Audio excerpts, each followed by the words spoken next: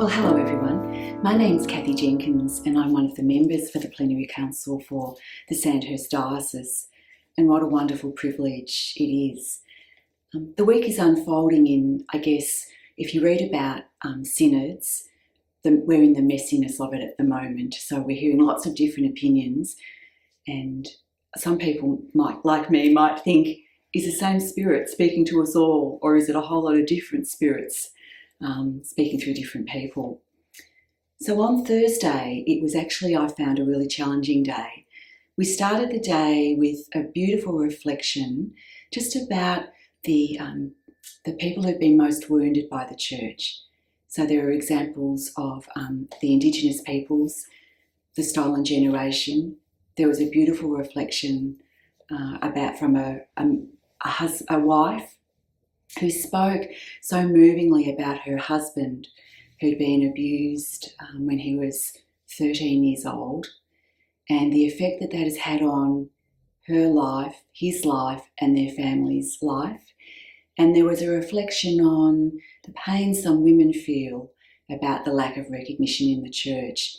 So we were very much reflecting yesterday about the wounds that people carry that have been inflicted by the church, and it was, I found, quite a painful day. I think one of the challenges when we think about sorrow and lament, and it was framed in the terms of being a liturgy of lament, is we have to stay with the lament. And many of us, I think, want to skip to the healing part, but it takes a long time for wounds to become scars.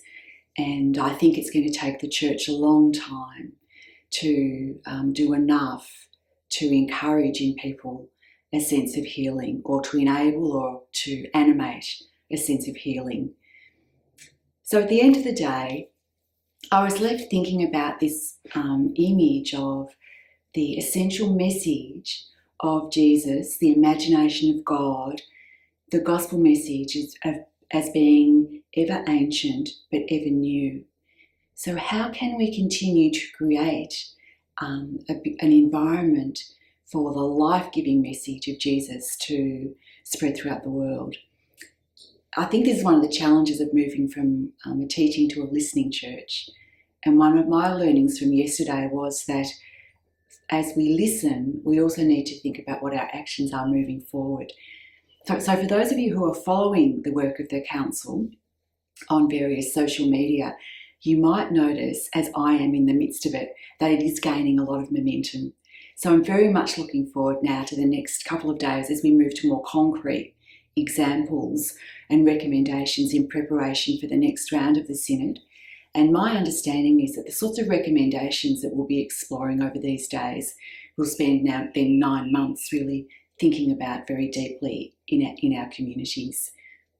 So thank you for your time.